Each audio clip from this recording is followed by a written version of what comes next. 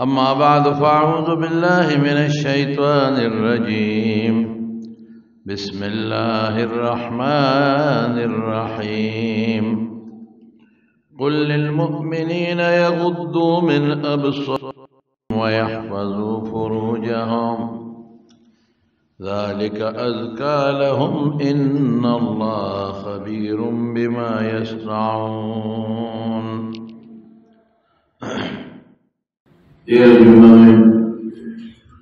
د زنانو د حیا متعلق خبر کړی او په دې بنیاد چې نن سبا بے حیايي ډېره زیاته شوې ده.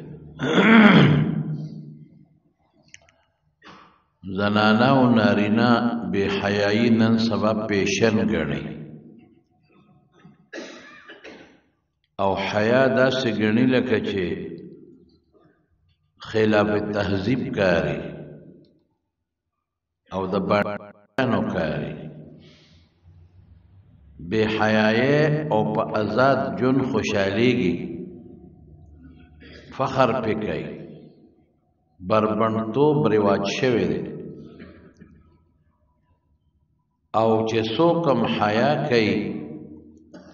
پرده کوي هغې پورې خاندي.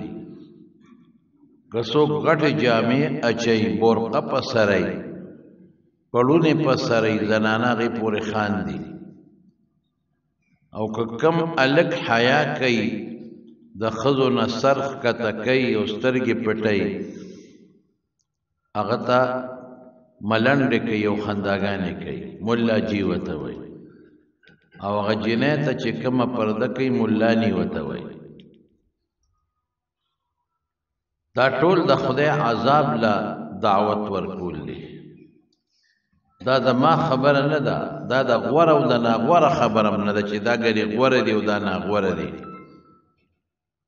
دا د رب العالمین د قرآن شریف خبره ده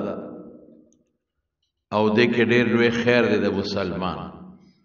او چې اونه کې ډېر لوی شر دی. قرآن شریف کې الله پاک سړو ته اعلان کوي، قل للمؤمنین یغضوا من ابصارهم، چې د مسلمانانو ته وایي چې خپل نظرونه ښکته کړي، ښځو ته دې نه ګوري. ویحفظوا فروجهم، او د خپلو اندامونو دې حفاظت وکړي، ما سوا د جایز ځای نه د خپل اندام نه استعمالوي. او ښځو ته رب العالمین اعلان کړی دی، وقل للمؤمنات یغضضن من ابصارهن، چې تاسو نظر ښکته کړئ، پردو سړو ته مه ګورئ. ويحفظن فروجهن، او د خپلو اندامونو حفاظت وکړي. بے حیايي په خدای قسم تباہی ده، تباہی. او حیا ایمان دی. نبی کریم صلی اللہ علیہ وسلم مشہور حدیث تے کہ علیہ السلام فرمائی کہ الحیاء نصف الایمان، حیا نیم ایمان دی، نیم. او یو حدیث کے راضی کہ ان من کلام النبوة الاولی، پیغمبر مبارک نقل کوي چې د آدم علیہ السلام نه تر عیسی علیہ السلام د ټولو پیغمبرانو مشترک دعوت سره، د ټولو مشترک خبره سره، د ټولو پیغمبرانو خپل قومونو ته څه ویلي دي؟ اذا لم تستحي فاصنع ما شئت، چې حیا د کینی بیا چې د څه خوښي کوه. چې بے حیا نو کوم گناہ کے کوا که کافر کېږي نو در باندې د خدای څه. ګوره بنیاد زمارونو د حیا ده چې په انسان کې حیاي. او د سترګو د نظر که ښځه سړو ته کوي او که سړی ښځو ته کوي، دا ډېر خطرناک شی دی. ګورې که ته وایې زه په سترګو ګورم نو داسې ګناه خو نه ده، نه دا مقدمه ده، د دې نه سړی ګناه ته ورو ورځي. شریعت یو کار کړی دی چې کم سیز د ګناه لاره ده او د ګناه مقدمه ده، د هغې نه پابندي لګولې ده. یو وخت کې شراب حرام شو، نو چې کم لوخي به د شرابو د استعمال په هغې پابندي ولګېده چې دا لوښي به نه استعمالوي. حالانکه لوښي خو شراب نه دی، لوښي خو نقصاني شی نه دی، خو مطلب یې ده چې دې لوښو ته دوی ګوري نو دا شراب به ور یادېږي، وایي به چې دې کې خو موږ شراب یو وخت څکلي دي، زړه به یې ورته وشي. نو د هغه لوښو نه هم پابندي ولګېده چې د شرابو د استعمال لوښي به هم نه استعمالوي، او چې بیا د خلکو پوره نفرت پیدا شو، زړه ته تور شو، نو بیا د هغه لوښو اجازت ورکړو. خلکو به د قبرونو سره ناروا سلوک کاو، د شریعت خلاف کار به کو په جاهلیت کې. نو پیغمبر علیه السلام اعلان وکړ چې بالکل به قبرونو ته نه ځي. حالانکه قبر له په جایزه طریقه هم سړی تلی شو، په ناجایز هم، خو پابندي مکمل لګوله، مکمل پابندي چې هغه جایز به نه دی، چې مکمل د قبرونو د تلو نه پابندي شي چې دا جایز هم نه دي، نو ناجایز خو به خامخا څوک نه کوي. نو وروسته بیا چې د خلکو هغه اعتقاد او د خلکو عمل کلک شو، مضبوط شو، نو بیا آیت حدیث کې و چې نهیتکم عن زیارت القبور الا فزوروها، ما تاسو د قبرونو د ملاقات نو د زیارت نه منې کړی وې، زه اوس که تاسو څوک ورځئ نو ورځئ. زمانونو ګناه خو ډېر خطرناک شی دی، نږدې به هم نه ورځئ. په یو موقع رسول الله مبارک او فرمایل چې د یو بادشاه دننه ګیاوي، چراګاوي او شپولې ته وکړي، شپول ته هم نږدې مه ورځه.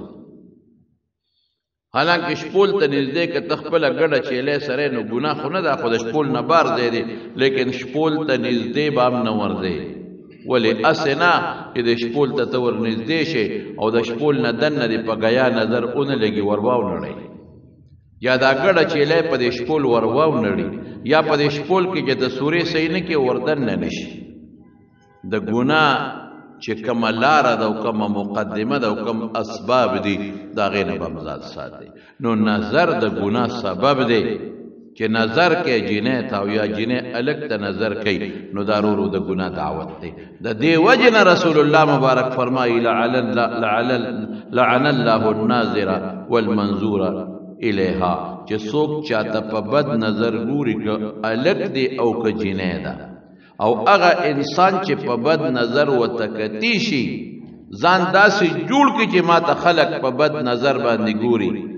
په دواړو د خدای لعنتي پیغمبر خیره کړی، او خطرناکه خیره د لعنت خیره نبی کریم صلی الله علیه وسلم کړی ده. زمارونو د نظر خطرناکه ګناه چې دوی نظر نه نقصان پیښیږي، هغه څه دی؟ هغه تاسو ته ووایم. مولانا اشرف علي تانوي رحمت الله علیه لیکلی دی چې په دې دمشق کې یو بوډا بابا و، هغه به بانګ وي. هلته خو یهودیان او مسلمانان ګډوډ یو بل سره اوسېږي. نو کم جومات کې چې دی بابا بانګ وي، نو د دې جومات نه ګس طرف ته د یو یهودي کور،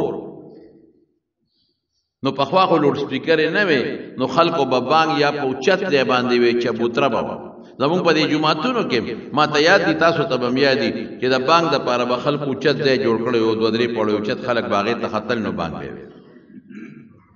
دا وده زمونږ د دې بادرخیلو په کندي کې هم دغسې یو اوچت ځای جوړ کړی و، په هغې به خلک ور وختل، نو بانګ به وي.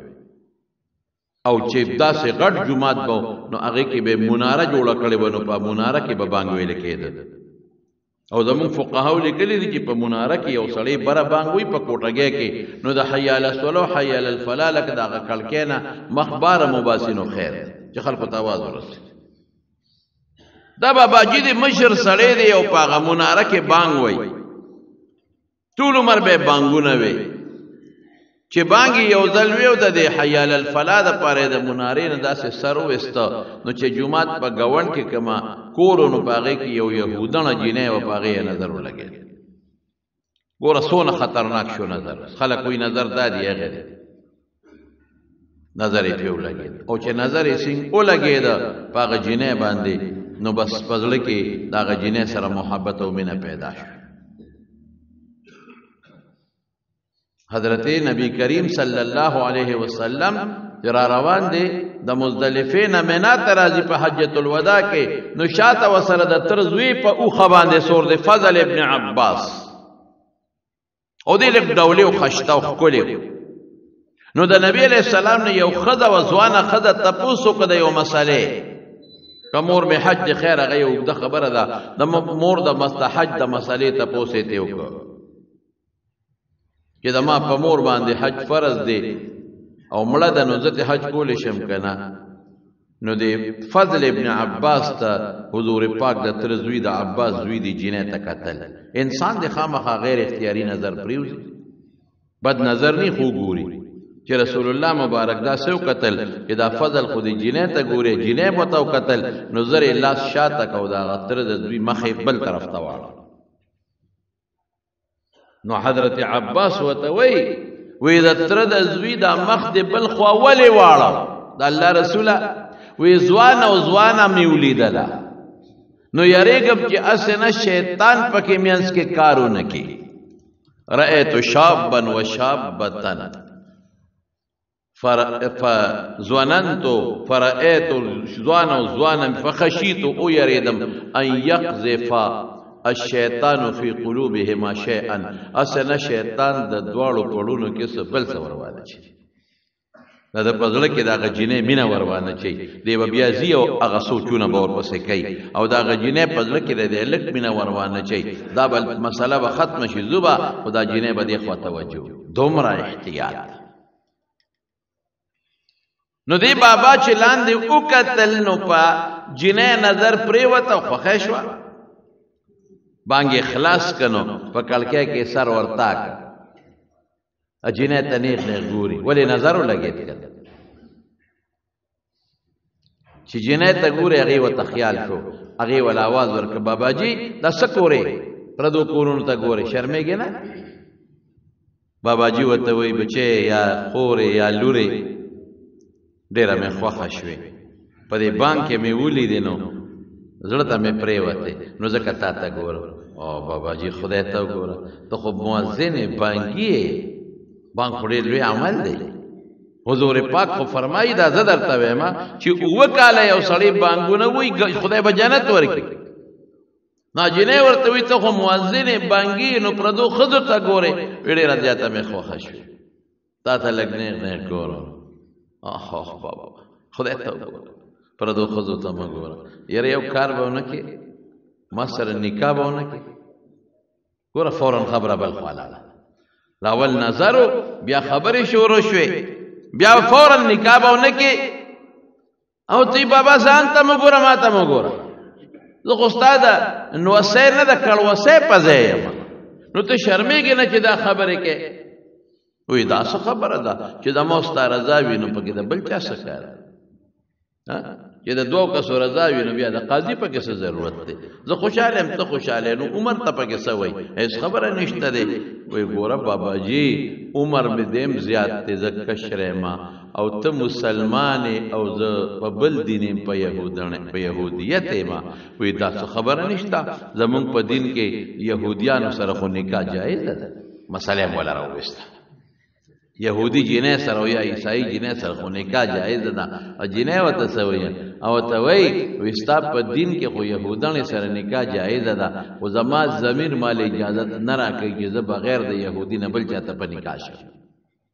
به د يهودي نه بل چا سره نکاح نه کوم ستا په دین کې جایز او کنه جایز تمړه لرکه دې خوانه غوري شرمې دلیا دا بوډام چې خدای شرمې توبه ته واسه ځوان به پیو باخې بوډا چې خدای شرمې کنه نو ځوان به پیو باخې ځوان دومره نه پوهېږي چې دا د کم ځای نه چغې وام ټوله دنیا اوري عشق په مخه اخیستی دی نو عشق خو سړی په مخه والي بشرجان ته جوړ شي هلکه بشرجانه ټیک ویم ته که امینه امینه امین ته جوړ شي د امین د کور نه بار وړه نه کېږي امین ښځه ډېره خوښه ده زه ورته یم ښځې ته دوا کوم وي خدای ته وګوره زما ښځې ته د ارام دوا ونه کې ګورې چې خدای آرام ولا راولي وي چې تا چا ته د آرام دوا کړې ده بس اخرت ته رسېدلې ده وی که دا ما خده دی دا آرام دا وکو بس سم آرام باو کی خیرت تا بلاړه جی مې ستا ډېره خوښه ده هغه ځای نه چغې ورته ویې خدای ته وګوره باباجي دا نه شرمولی چغې وی موږ هم شرمېدان هم شرمېده نیکبخت وی ما سر نکاح وکړه ته چې څومره مهر غواړې در کوم کور غواړې هر څه چې غواړې در کوم خو د خدای خاطر وکړه ما سره واده وکړه ما سره بابا ته خو شرمېږې که نه زه نه کوم بغیر د یهودي نه بل سره واده تا عمر ته وګوره زما عمر ته وګوره ته څه وې ګډې وډې وې چې دا جینۍ تنګه کړه دی بابا نو جینۍ ورته یو شرط کېښود وی ښه ده یو کار وکړه عمر د مو ستا خو ډېر فرق لري خو زه که ستا ډېره خوښه یم کوم د سره واده نکاح د سره نن کوم راځه بېګاله دې ښځه یم خو په دې شرط چې یهودي کېږي به که دا شرط قبلوي چې یهودي کېږي رامې دا شي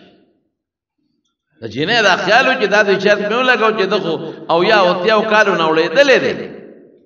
دی بچه ته ایمان پرېږدي وی ښځې دا خو ډېره ګرانه ده ما خو بلا منځونه او روجې او ما خو بانګونه دا نه کېږي وایي چې دا نه کېږي مهرباني وکړه سترګې بل خوا واړه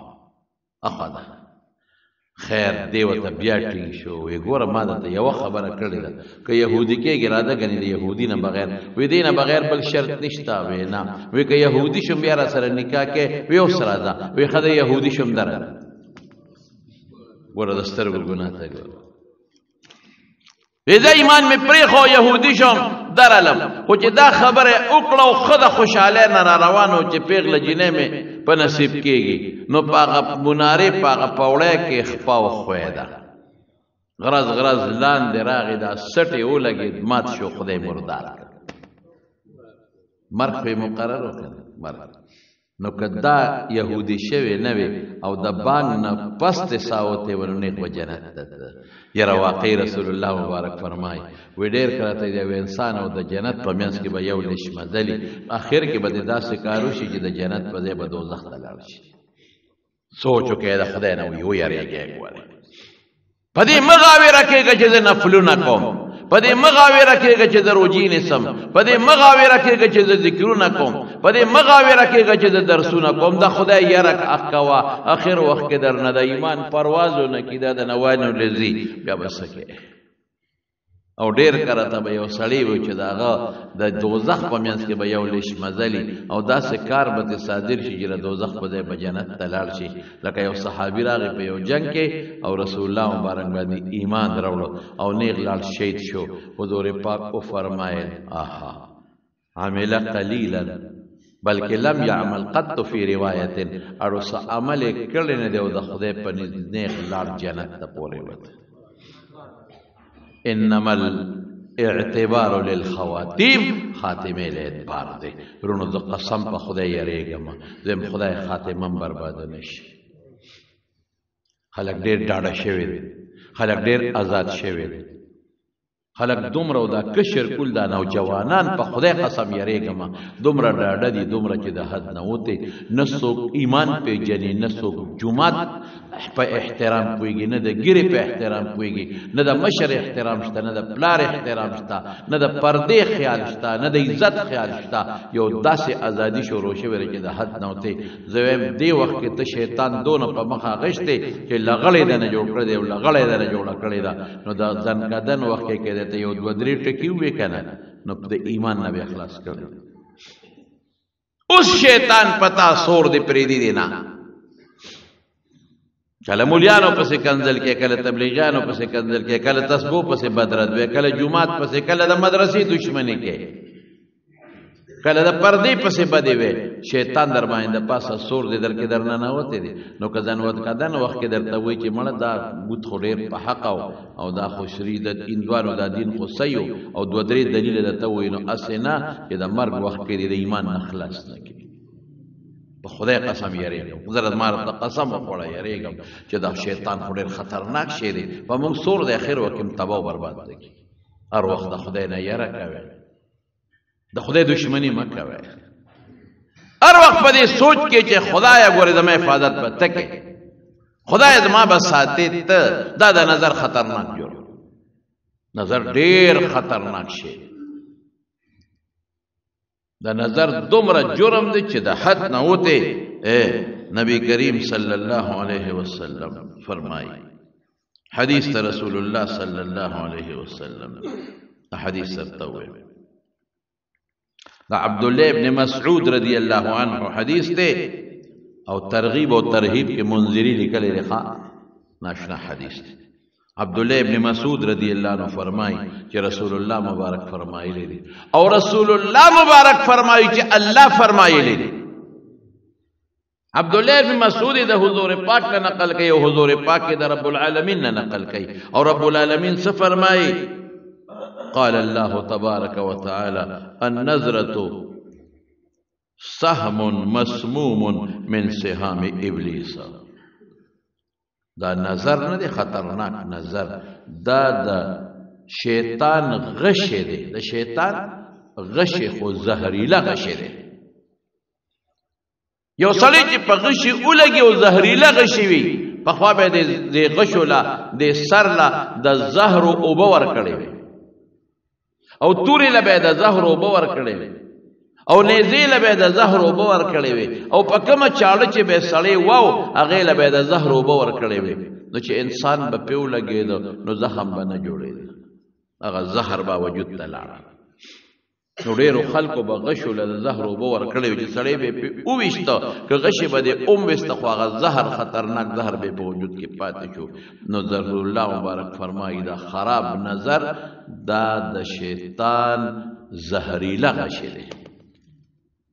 په زهریله غشې چې ولګېدی جوړېدل ته نشته چې شیطان په ستا په زړه کې یو سوچ واچو بل ته د ښه نظر ولګو بس لاړې او تېر وتې د شیطان په زهریله غشې ولګېدی نظر نه ځان ساته نظر دې وکړه که جنۍ لږ ته وکړه خراب نظر وکړه الګ جنۍ ته وکړه زهریله غشې دی شیطان پې په دې زړه د پاسه وویشتې والله که دې جوړ شي دا به سوچونه د شپې به ودي او دغه سوچونه د ګناه به کوې کار به دننه کېږي زمیندارۍ له به ځې او کار به دننه کېږي او دا غلط سوچونه به کوې په کور کې به ناست او دا غلط سوچونه به کوې په منځه به ولاړ او دا غلط سوچونه به کوې دا دونه خطرناک غشې دی لیکن رسول الله مبارک سے فرمائی من ترکها مخافتی الله اکبر که چا دا خراب نظر زما د یری پرېښود چې الله خفه کېږي نه کوم دا نظر نو ابدله الله ایمانا یجد حلاوته فی قلبه الله به د دې په ځای د ده په زړه کې ایمان ور واچوي د ایمان خوږوالی به واچوي او دې به محسوسوي چې الله زما په زړه کې د ایمان خوږوالی واچوي دومره خطرناک شی دی نه دا د څه نه دا بد نظر جوړېږي دا هم د دې نه جوړېږي چې جنۍ بربنډه ګرځي دا هم د دې نه جوړېږي چې جنۍ نری لباس واچوي دا هم د دې نه جوړېږي چې جنۍ نیم اوریان لباس واچوي دا هم د دې نه جوړېږي چې جنۍ خشته مخ سره بار په مارکیټونو کې ګرځي دا هم د دې نه جوړېږي چې جنۍ خشته جامې واچوي او خوشبويي پورې کړي چې دا هلکان ما ته وګوري دا هم د دې نه جوړېږي چې جنۍ خپې ښکاره کړي او ساخې ښکاره کړي او مرۍ او سټ ښکاره کړي چې خلک ما ته وګوري دا هم د دې نه جوړېږي چې جنۍ بربنډه شي بربنډه او نن د اغیارو سوچ هم دا دی هغې په دې سوچ کې د مکمل مشن روان دی مشن په میډیا باندې په ټي وي باندې په ریډیو باندې او په اخبارونو کې مشن په رسالو کې روان دی نوې تهذیب متعارف کوي نوې کلچر په دنیا کې خرول خورول غواړي چې هغه بربنډتوب او ازادي ده چې دا جنکې ازادي شیطان دی چې دا جنکې برقې وغورځوي چې دا پړونې وغورځوي دا جنکې حیا وغورځوي دا نوې کلچر متعارف کول غواړي نوې تهذیب دا متعارف کول غواړي خلک بربر هلکان به ورته ګوري دا هلکانو د جینکو دوستانه تعلق به جوړ شي او د زنا مجلس ماحول به جوړ کړي یعنی د دې مقصد دا دی چې د زنا ماحول جوړ کړي لارو کوڅو کې به څوک دا ټاپیانو په بانه ګرځي او دین به ځان بربنډ کړي او په جینکو پسې به ګرځي او یو خبره ته ګورې بله مکم په دې سوچ وکړي یو لویه فتنه بله راخوره شوې لویه فتنه هغه څه کوي دا بعضې بربنډې جینکې په دې کورونو کې ګرځي څه دپاره ګرځي ټاپیانې خرڅوم د کمپنۍ مشهورتیا کوم دا ګورې واورئ ښه ځان پوه کړئ او څوک دارو خرڅوي د کمپنۍ مشهورتیا کوم سره ماشومان او جانګي خرڅي د کمپنۍ مشهورتیا کو څوک د بنگلو په باندې ورځي د په کمپنۍ مشهورتیا کو مقصد یې څه دی مقصد په یو دا چې بربندتوب خوري چې دا کور د جنکه مونږ ته وګوري او بربند شو او دویم مقصد څه خبره کیمرو والا موبایل وسره استاد خويندونو تصویرونه وباسي دا ګورې خطرناک شی هغه سره غټي موبایل وي او تاسو سره به خبرې کوي لګي تصویرونه وباسي دا شوی دي بیا به ته ټلیفونو کې جستا ما سره د خور تصویر دی دروي لګم د لور تصویر دی دروي لګم د مور فیسبوک لور کوم دونه پیسې راولېګا او کنه را لګي ګور دا فیسبوک لور کوم دا نت لور کوم شرموم دی دا لوي غم جوړ بلکې او بل د توېما د مخ کې روزو کې د تخبه علاقه کې واقع پیښه شوې ده چې الک دا خزو پجامه کې او په بورقه کې کوړه دنه تلل اني ولې شوې دا څومره لوی فتنه شروع شو سه دا ټول زمونږ د بے سترې د لاس دا ټول زمونږ د بے حیاي د لاس او خواره دي دا کوشش کوي په خلکو باندې خصوصا دا پیښورونو والا خو تبا کړی دا خاریو والا اوس په باندې پسې ګرځي اوس باندې والا تبا کوي نو د دې نه باقاعده ځان ساتي او کزان دیونه ساته نو بربادېږي نبی کریم صلی الله علیه وسلم چې کله مکه فتح شو کړه نو د فتح د مکه پر ورځ باندې عام اعلان یو کده معافی وی معافی کافران معاف نو خزو پزان پسې ورونه بند کړل دا هغه خزي رستو خبره کوي چې کومه خزي واخه وخت کافرانه ورستو مسلمانې شوی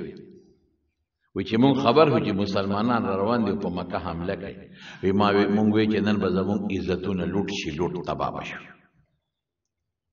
ولی د دشمن په کور باندې دشمن را روان دي حمله کوي مونږ ته پته نه و چې مسلمانان داسې خلک مونږ وی دشمن چې په دشمن ورشي نو د جنکو حیا ختم د مور حیا ختم د لور حیا ختم دا وی چې سخوخه یې غبیا کوي دا بس کېږي نن به زمونږ عزتونه لوټ شي او نن به زمونږ د لونو عزتونه زمونږ په مخ کې پیمال کېږي دا به ختمېږي او نن به د پلارانو په مخ کې د لونو د خويندو عزتونه بربادېږي دا ډېر لویه سودا ور سره غم ځان پسې ورونه بند کړل مسلمانان رالل وی پروسته راشوسو کش کلب باندې پی نه شو وی ماشومان ته مې چې بچي تاسو ورشه چې دا اطلاع غلطه ده او کدا ټیک ده ا دشمن د مسلمانانو په شکل کې جوړ را نه وي چې ماشومان لاړل نو واپس رالل امون ته وی چې مورې بیبي هغه خو لګیا دي توري خو دي غشي نيزي خو دي د بیت الله نه طواف نه کوي چاته نظر هم نه کوي او ها راغلي دا اخلاق د مسلمانانو چې خزو اولیدل چې مون خو زمون په کورونو برازي زمون بال بم لوټ کوي غنیمت او زمون عزت بم لوټ کوي خو لګیای د بیت الله طواف کوي چې کوم خزي دي نظر متنه کوي او هو د الله سنگ خلق دی ټول خزر یو ځای شوي او حضور پاک پسې سوال جواب را لېګو چې مونږ لراشه مونږ ایمان ورو مونږ مسلمانان دا سي دین خو مونږ چته نه دی لیدل دا څنګه دین دی دا څنګه د حیا دین دی او دا څنګه د پردې دین دی دغه خو د مسلمان خو سکه د کافر حیا محفوظ ده مسلمان خو سکه د کافر حیا محفوظ ده رسول الله مبارک ته وی راغونډ شي نو چې یو ځای کې راغونډ کړي نو نبی عليه السلام خلکو به بیعت کاو د الله سره حضور پاک ورته وی ګورې د الله چا سره نه ملاو پر دو خزو سره ټول خزو غونډ کې یو مشرکه هغه یوې خزې سره چې زه خبره کوم دا د ټولو د پاره ټول راغونډ کړي په بورقو کې او په غټو پړونو کې یوې ولا مشرکلا او مشر څوک د خبره هغه خزر چې هغه ته هندا وای هغه خزر چې د مکې د سردار د ابو سفیان خزر هغه خزر چې د هغه پلار په بدر کې مردار شوی د عتبه لور ده هغه خزر و چې په غزوه احد کې د پیغمبر مبارک تر د حضرت حمزه نه پوز او وګونو سترګې او شونډې پرې کړې د صدا وجنه مسلمانې کې د مسلمانانو د حیا د وجنه چې مسلمانان حیاناک دي داسې خلک مونږ په سترګو نه دي لیدلي نو چې راغون شوي یوه کسه مشره کې چې ما سره خبرې وکړي دا به د ټولو دپاره نو دغه هندې ځان پټ کړی دی په بورقه کې چې ما خو که مخ ښکاره که رسول الله مبارک مې پېژني د کلي د وطن کس مې دی مخ یې پټ که که مخ مې ښکاروي نو یقین لري که زما ایمان قبول شي ځکه ما د پیغمبر تر سره هغه زیاتې کړې دي چې په کائناتو کې د ځمکې د پاسه او د اسمان لاندې دا زیاتې چا نه دي کړې ځان یې پټ که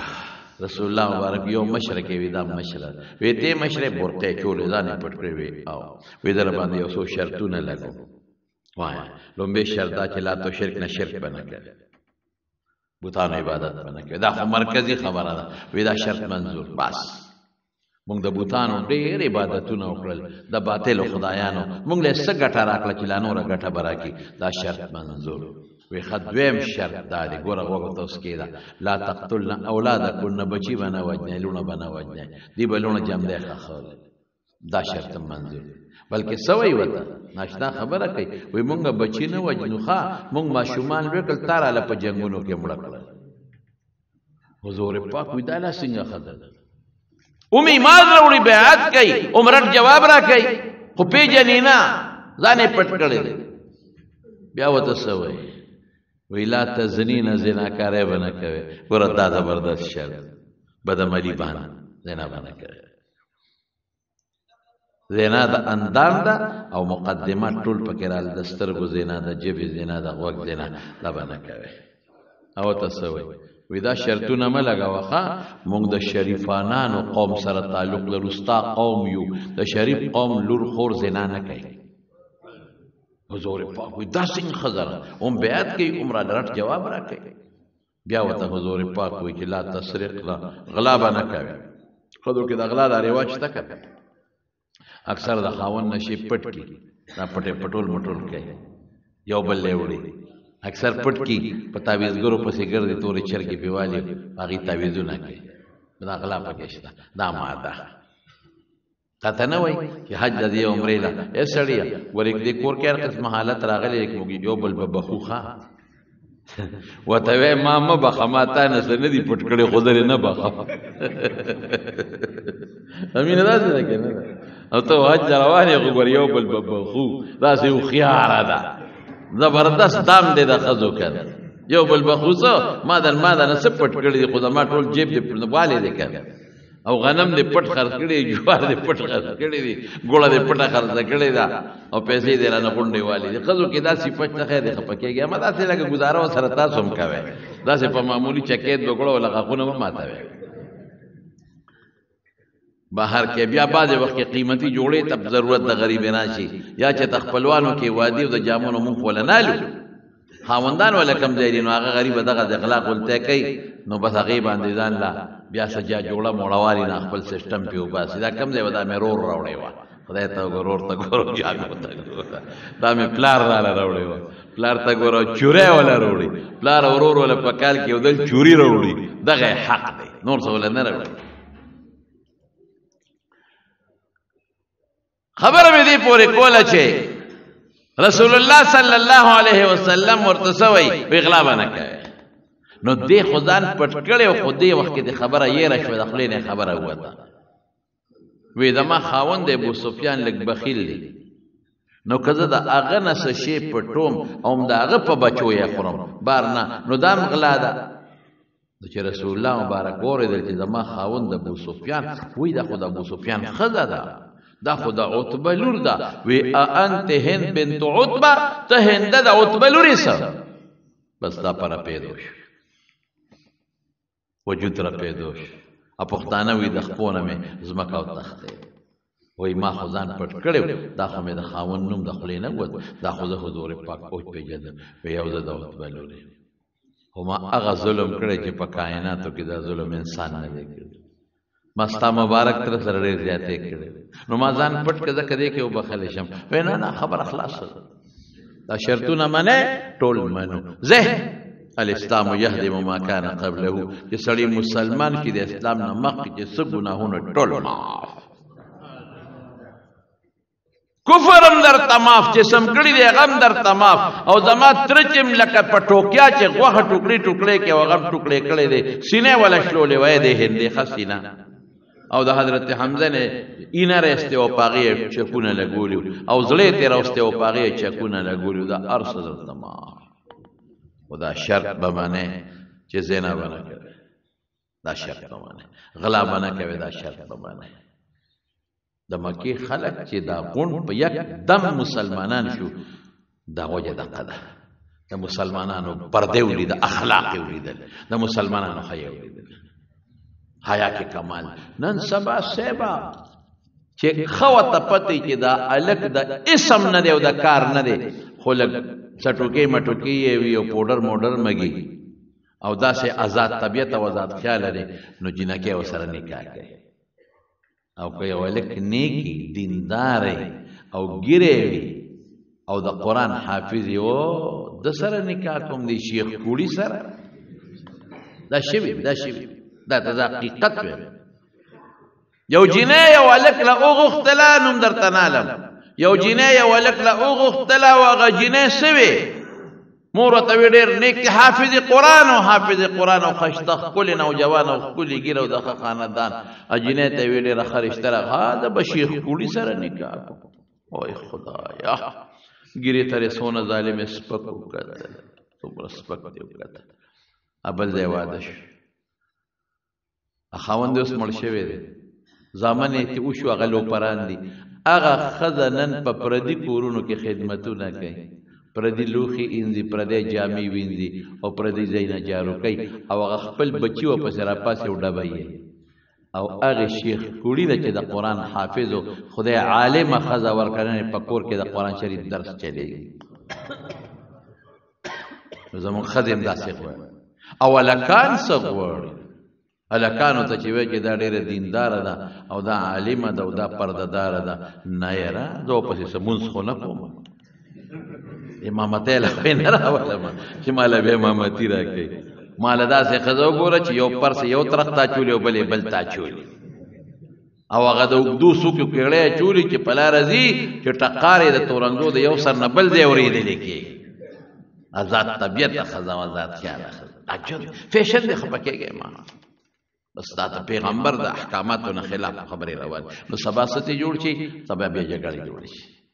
دا بیا دا جینۍ بیا په خپل کور کې په موبایل بل چا سره لګي خبرې کوي بیا اړه به بیا ویدا به څه کوي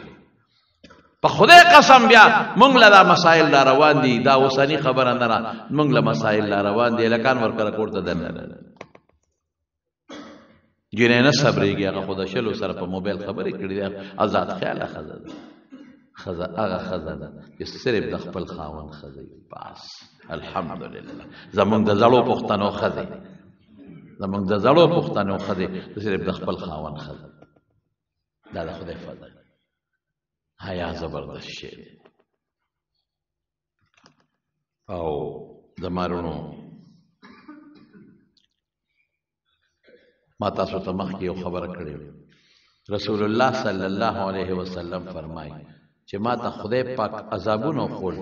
د معراج عذابونه یو ځای کې مې یو غار ولید چې هغه د خولې تنګه و او دننه فراخ و اور پکې لګېدلی او بربن هلکان او جینکۍ وې پکې او چې د اور به د لاندې نه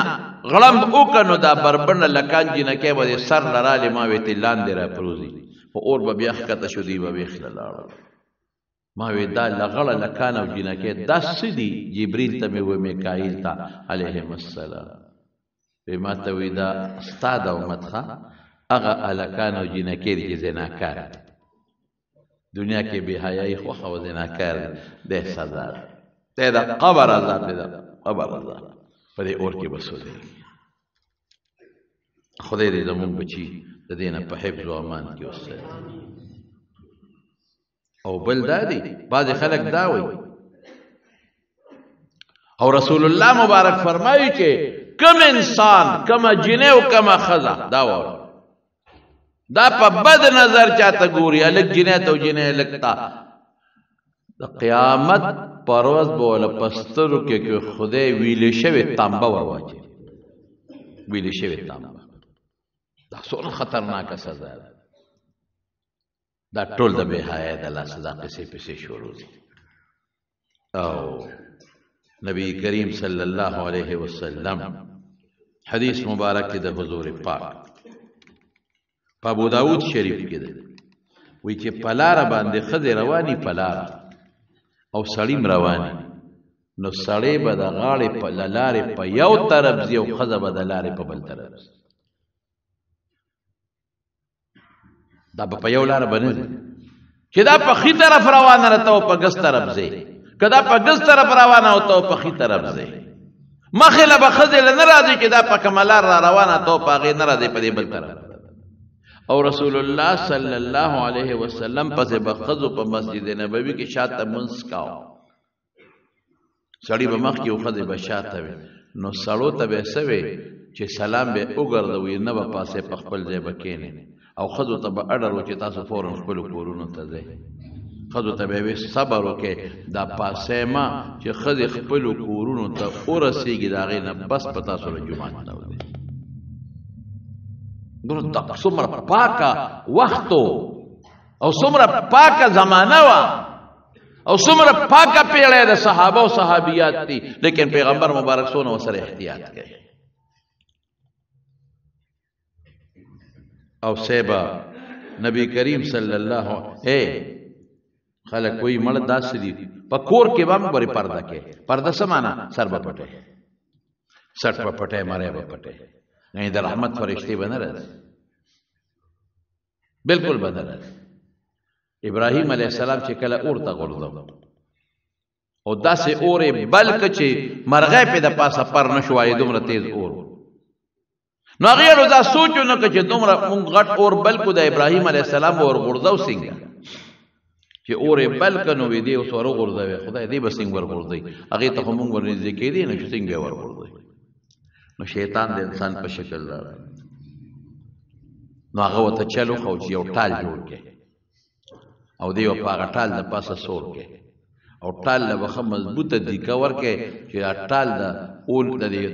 اور د میاسته شي نو بره به دغه کړی د ټال اوسپړی نو به دې به نیغ ور پرېوځي دا مفسرینو لیکلي نو چې دی په ټال کېښو ښه مضبوطو زنځیرونو سره او ټال له زور ورکاو نو ټال نو چته دی په کسانو یې زور ورکوي او ټال نو چتېږي نو شیطان خو پوه شو چې دا فرشتو نیولې اگر چې فرشتې رالی ابراهیم علیه السلام لا یو فرشته ورته وایي چې زه د هوا اختیارمن یم ما له الله د هوا اختیار را کړی دی که ستا خوښوي نو ما ته حکم وکړه اوس به دا اور اوچت کړم او د دې نمرودیانو په دې کورونو کې به یې ورخور کړم ټول کورونه به وله وسوځم وینا وی زما رب زما د حال نه خبردار زه پیشه زما الله پیشه بل راغی وی زه د باران اختیارمنه فرشته یم ما له الله د باران اختیار را کړی دی اوس به داسې وریځ او باران راولم چې دا اور به غونډ مړ کړم وینا ربي اعلم بحالي زما الله زما په حال خبردار دی نو بیا ټال اوچتېدی نه شو نو شیطان خو پوه شو چې دا خو فرشتو نیولې دی نو شیطان د انسان په شکل کې راغی نمرود ته وایي یو کار وکړې وی داسې وکړې چې جینکۍ راولې سرونه سر تور کړې پیغلې جینکۍ چې پیغلې جینکۍ راوستلې او سرونه سر تور کړل خو چې فرشتې د رحمت لاړې ټال پاتې شو چې دې کې ورکړو ابراهیم علیه السلام د اور میاسته وغورځېد اگر چې اور پې خدای ګلې ګلزار کړه نو د رحمت فرشتې چې کم ځای کې د ښځې سر توري سټې سرتوري مری ښکاري د رحمت فرشتې به نه راځي نو چې خلک وایي یاره زمونږ کور کې بیماری دي یاره زمونږ کور کې پریشانۍ دي یاره زمونږ په کور کې غمونه دي یاره زمونږ په کور کې جګړې دي دا هر څه خو د خدای په رحم ختمېږي نو د رحمت فرشتې تا بندې کړي دي د رحمت فرشتې چې بندې دي نو کومې فرشتې به راځي د غضب به راځي نو د غضب فرشتو سره خو دا غضبونه یې کنه د دریو سپونه علاوه بل سپیم کور کې ساتل منع دي د رحمت فرشتې نه لري یو د سوکې سپی چې کور کې د سوکې کې دا ټیک دی خیر یو هغه سپی چې هغه ګډو چیلو د پاره تا ساتلې د ګډو چیلو سره دي ام خیر یو ښکاري سپی چې ته پې ښکار کې د مړزان او یا دغه سو مو داخل باقي به نه ساتي. او دریم تصویرونه،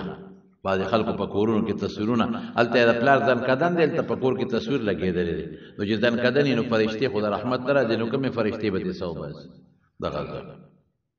هړو سوچ زمونږ د خلکو نشته، ټول کور یې تصویرونه ډک کړي، چا د پلار او د نیکه تصویر او چا د لیډرانو تصویرونه لګولي دي. هلکه څه کې په لیډر به سوټ والا ورکوه که نه، چې دی په دی د کور د تصویرونو ډک کړی دي، د رحم فرشتې به نه راځي، نو که نه راځي د غضب فرشتې به راځي. بهر کې پرونو دا 2 جمعې مې راته په دې باندې بیان وکړو. تاسو ټولو له پکار دي، موږ له پکار چې موږ په خپل هم د حیا ژوند تېر کړو او په خپلو لوڼو، په خپلو خویندو، په خپلو بچو د حیا ژوند تېر کړو. آزاد ژوند نه ځان ساتئ. د پردې ژوند او د حیا ژوند دا د خدای خوښ دی، د خدای د رسول خوښ دی. الله او رسول په قرآن او په حدیثو کې موږ ته حکم کوي، او د دې خلاف ورزي ګناه کبیره ده، د لعنت ذریعه ده. او لعنت دې ته وایي چې سړی د خدای د رحمت نه لرې شي، الله یې د خپل رحمت نه لرې کوي. د ملکزو د محلې جان محمد کاکا وفات شوی دی، خدای پاک دې وبخي. الله تعالی دې اخرت خوشحالۍ نصیب کړي، وارثانو له خدای صبر ورکړي. زمونږ د جمعې ملګری دی حاجي پرویز صاحب بور والا، اپریشن یې کړی دی، الله دې وله روغ صحت ورکړي، الله دې وله شفا ورکړي. مولانا محمد صالح صاحب اپریشن کړی دی، الله دې وله روغ صحت ورکړي، الله دې شفا ورکړي. او په پانزو کې پرون لنټر را پروته دی، مزدوران پکې څه زخمیان دي، یو کس پکې مړم دی وای، الله دې هغه وفات شوی وبخي، او هغه چې کم زخمیان دي الله دې وله روغ صحتونه او شفا ورکړي. فرائض یا نوافلو کې سورہ اخلاص د یو نه زیات پر رکوع کې سجده کې تسبیحات، دا سورۃ اخلاص یو ځل دا پاتې دي، دغه لیکلي دي چې 3 ځله او 4 ځله وایي. دا خو حدیثو کې دا دی چې یو صورت مقرر کول شي جایز دی، که یو صورت 2 ځله وي 3 ځله وي، خو بهتر داسې نه دی. د هغې په ځای سورې اخلاص خو ډېر بهتر صورت دی، یو ځل وایه، یا د هغې په ځای نور صورتونه وایه. او په سجده کې د 3 نه زیات تسبیحات بالکل ویلی شي، خو ناتکې وایه. زمونږ یو بل دوست دی شاهجان حاجي صاحب د دی دغه مردان د علاقې دی د رشکې، او هغه غریب هم د زړه اپریشن کړی دی، الله دې وله روغ صحت ورکړي، الله دې شفا ورکړي. او زمونږ د دې اوتمانزو د مولانا احمد علی جان صاحب زوی دی، مولا حسین علی جان، هغه غریب لږ بیمار دی، کټ کې پروت دی، چې الله وله روغ صحت او شفا ورکړي. دعا وکړئ یا الله چې څومره بیماران دي روغ صحتونه وله ورکړي، شفا ورکړي. الله چې څومره قرضداران دي قرضونه اخلاص کړي. الله زمونږ د حلال او فراخ روزي نصیب کړي. یا الله زمونږ حیا نصیب کړي. الله زمونږ د لونو خویندو میندو حیا نصیب کړي. خدای زمونږ د کور زنانه د بې حیایو نه وساتي. یا الله د رحمت دروازې را باندې کولو کې، د غضب د دروازو نه وساتي. الله په نوم مسلمانانو باندې او زمونږ په دې ملک خپل رحم و کرم وکړي. د نوم مسلمانانو زنانو حیا الله محفوظ کړي، او د بې حیاي نه په امن کې وساتي. الله د نظر د ګناه نه وساتي، چې کوم کړي پروردګاره هغه راته معاف کړي. یا الله زمونږ په دې سترګو خدای قرآن ته او عباداتو ته نظر نصیب کړي. الله چې څومره مردگان دي دعا کوي چې خدای پاک مغفرت نصیب کړي. او چې کوم بیماران دي اوس هم ماته یو زنانه ده، هغې ووې د روغ صحت دعا راته وکړه، دعا وکړئ چې خدای پاک روغ صحتونه ورکړي. بعضې دوستان دي دلته راغلي دي، موږ ته دعاګانې وکړئ، چا په ټیلیفونونو ویلي دي. یا الله چې چا موږ ته دعاګانې وي، دعاګانې قبولې کړي. الله چې د چا اولاد دي بې اولاد اولاد وله ورکړي، د چا نارینه اولاد نه الله نارینه اولاد وله ورکړي. چې چاته څه پریشانۍ دي په کورونو کې، یا الله هغه پریشانۍ په خوشحالو بدلې کړي. الله د هر قسم غمونو آفتونو فتنو نه په دواړه جهانه په امن او امان کې وساتي برحمتک یا ارحم الراحمین.